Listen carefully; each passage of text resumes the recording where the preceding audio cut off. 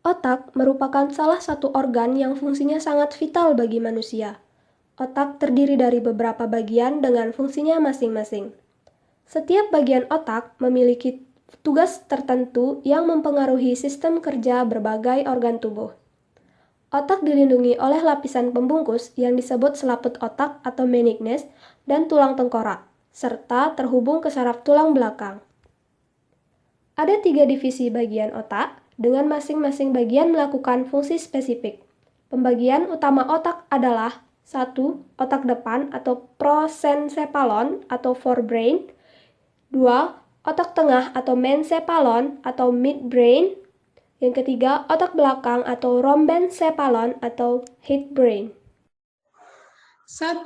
Otak depan atau prosencephalon atau probrain adalah otak yang terletak di bagian depan.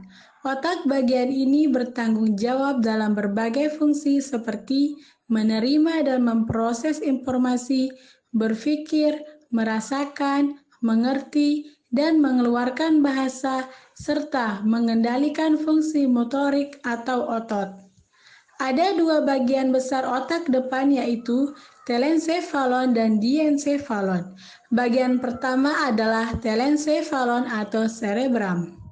Telencephalon berperan dalam berbagai macam proses seperti penentuan kecerdasan, penentuan kepribadian, menginterpretasi rangsangan indera, merencanakan, dan mengelompokkan.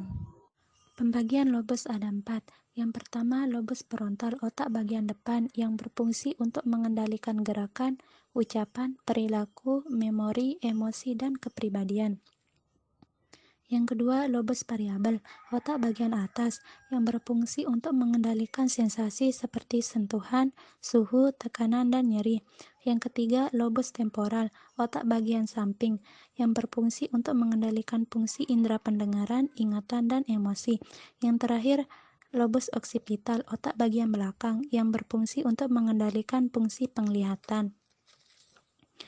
Diencephalon terletak di antara setengah bulatan otak dan otak tengah. Diencephalon berperan dalam mengendalikan motorik, penggantian emosi, penginderaan, dan pengendalian fungsi otonom berbagai organ tubuh.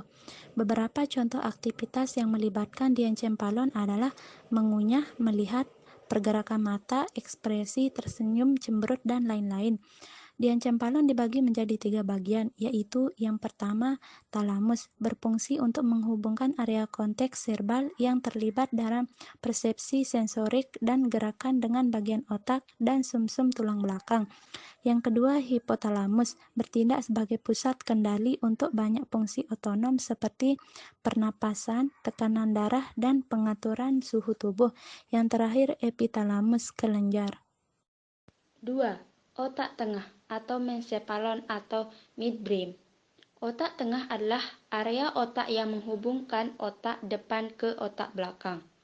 Fungsi otak tengah yaitu mengatur pergerakan dan bantuan dalam memprosesan informasi, pendengaran, dan visual. Otak belakang atau rhombencephalon atau hindbrain. Otak belakang merupakan bentuk perpanjangan dari sistem saraf tulang belakang. Otak belakang tersusun oleh mesencephalon dan mielencephalon. Adapun batang otak atau brainstem. Batang otak adalah seikat jaringan saraf di dasar otak. Fungsinya sebagai stasiun pemancar yang menghubungkan otak besar ke saraf tulang belakang, serta mengirim dan menerima pesan antara berbagai bagian tubuh dan otak. Batang otak terdiri dari 3 struktur utama, yakni otak tengah, pons, dan medulla oblongata.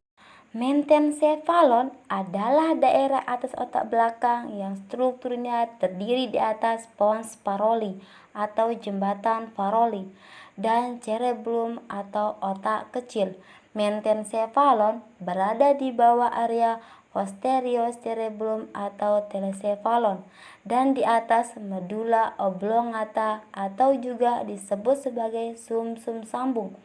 Area ini membantu dalam proses keseimbangan tubuh, koordinasi gerak, refleks jantung, tidur, sirkulasi, dan pengendalian informasi penginderaan.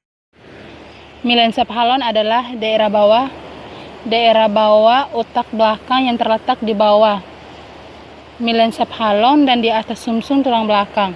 Mesencephalon tersusun oleh medula oblongata atau sumsum sambung. Mesencephalon bertanggung jawab dalam mengontrol fungsi-fungsi otonomi seperti bernapas,